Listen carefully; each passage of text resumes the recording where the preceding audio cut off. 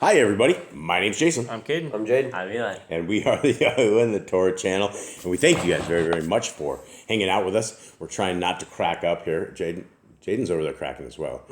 No. Your voice isn't cracking? Say something. Well, what? No, see, his voice cracked. Guys, he's super sick. This one is plagued. This one has the disease. Unclean. That's right. Hold the lip and get outside the city gates. And then homeboy sat there and did a big old cough right in my face today. So, yeah. Not on purpose. Not on purpose. Not on purpose. No, that wasn't. But it was definitely a forceful cannonball fire thing. So anyway, how's everybody else doing out there? Are you guys doing here? Great. Good. Kate, everything good? All right, yep. Working it? You enjoying your young man slave academy, slave trade? That's what I joke with the kids. This is the young man slave academy. It used to be the young man training academy, and then Cade's he says it's the young man slave trade, and I'm like, oh, I see how it is. And I always thought I treated my people better than this, but I guess not. So here we are. We are into another week. This is a first day. Hopefully you guys all celebrated the Shabbat. It was a mighty fine Shabbat. Everybody got a lot of sleep. And that is the day of rest. That is the day of reading scriptures. And it is a brand new week that we are here as a work week. Now, this is very much contrary to the rest of the world, because right now you have every one of these religions that are worshiping on a Sunday. So you guys probably all know the people that are heading off, getting all spruced up and duded up and heading off to the churches, to the non-biblical churches. There's no such thing as that we are supposed to go out and build these ginormous churches with a phallus of Nimrod on them that goes up. Literally, that's what it is. And so here we are paying people unbiblically 10% of your money as these people tell you what salvation is when they have never read the Bible themselves. And they will lie to you to your face and go, oh, we've read the Bible. Well, if that's true, then they've never comprehended the Bible, and they're fools because they're completely teaching different than what it is. So, guys, this is what we are. We are the family that believes the laws, statutes, and commands are good for all times, for all generations, all peoples. And if you want to find the blessings that our Creator is willing to give to you, then it's those who are in covenant. And being in covenant simply means that you are a person of our Creator, that you are loyal to Him. Guys, you're looking at the greatest English translation of scriptures that is out there by far. And I had a guy on YouTube goes, everybody says it's the greatest. How do I know? I said, go to the downloads and download it and read it. Read it for yourself. Don't listen to me. Go out there. That's the thing about Yah Scriptures is 100% of everything that we can deliver 100% free is 100% free. And so there's nothing except this hard printed book. It's not hardback, but it's a big book, and it'll hit hard if some get hit with it. It's like 7 pounds. And so here we are with a 7-pound book that has 3,153 pages. It has 103 books. It has 3 beautiful bookmarks. It is solid as a rock. And for every scriptures that is able to get out, we are able to support and to help our brothers and sisters in chains. And so we are able to minister to them simply by you guys getting them. You don't have to donate money here. You don't have to send it. We're not like the Hallelujah Grifter Scriptures where they won't even allow you to buy a book without donate. You go, here, just donate. And, then people are like, well, maybe I should donate 200 or something if we're just donating. So it's a complete psychological scam that these people have done on the people of our Creator. And this is why Yah Scriptures exists, to put these guys to shame for doing the evil that they have done. Now, here we are into the book of Isaiah. This is the times and the life of a prophet, a very incredible prophet, a prophet that got sawed in half with a saw.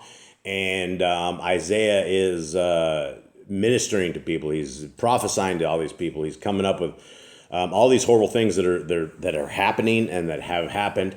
Jade, in your sickness, give me a recap of anything you got. So we had prophecies of Messiah Yehoshua. We had prophecies of destruction of Israel for their disobedience and their sin, their Torah breaking. And it said they're going to be taken away into captivity. And now we have all the other nations around. We have Cush, Mitzrayim, Moab, and all these other places are now being prophesied for death. So bad things are going to happen. It's talking about Mitzrayim, how they're going to get punished. At the end, they would be the people for Yahuwah. So Israel and Mitzrayim would be 2 of Yahuwah's nations. Yep. Okay, so here we are. Let's go. This is a big, long one, so we got to go do what we need to do here to get through this one. Okay, 21. In the year that Tartan came to Ashdod, when Sargon, the sovereign of Ashur, sent him, and he fought against Ashdod and took it, At the same time, Yahuwah spoke by means of YESHAYAHU, son of Amat, saying, Go and remove the sackcloth from your body and take your sandals off your feet. And he did so, walking naked and barefoot. And yeah, do you think he was completely naked? Think he had his chonies on? You think he was just completely walking around in the buff? Walking I naked. don't know. Dude, I probably is pretty literal here. Literal, well, yeah, probably. Okay, 3. Okay, let's stop that. And Yahuwah said, As my servant YESHAYAHU has walked naked and barefoot 3 years for a sign and a wonder against Mitzrayim and Cush, so does the sovereign of Ashur lead away the captives of Mitzrayim and the exiles of Cush, young and old, naked and barefoot, with their buttocks uncovered, and the shame of Mitzrayim. Well, I guess I answered your question. So poor Isaiah had. Does he really go around naked for 3 years? It's a bummer, right? It's some stuff to be said about this. It's not probably always like a good thing to be a prophet, right? Yeah. Anybody want to walk around in the buff for 3 years? No. Oh, thanks. You guys could just go out in the town in the buff screaming, repent, repent for the kingdom's at No, hand. I could get arrested for that. You would probably get arrested for that, yeah. Okay, 5. And they shall be afraid and ashamed of Cush, their expectation, and of Mitzrayim, their boast. And the inhabitant of this coastline shall say in that day, see, such is our expectation, wherever we flee for help to be delivered from the sovereign of Ashur, and how do we escape? And that's it. That's it. That's it. This is so poor Isaiah's dancing around in the buff at this point. He's probably not real happy about this. I mean, that's probably not going to be something. I guess at the end of 2.5, 3 years, I mean, you'd probably be okay, comfortable at that point. But the first little bit's obviously going to be a little awkward. Yeah.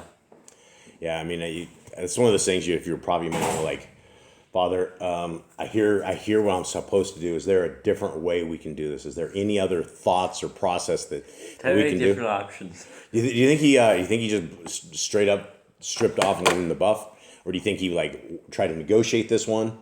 I think he's doing what Yahuwah said. I don't think there's much negotiating to be had here.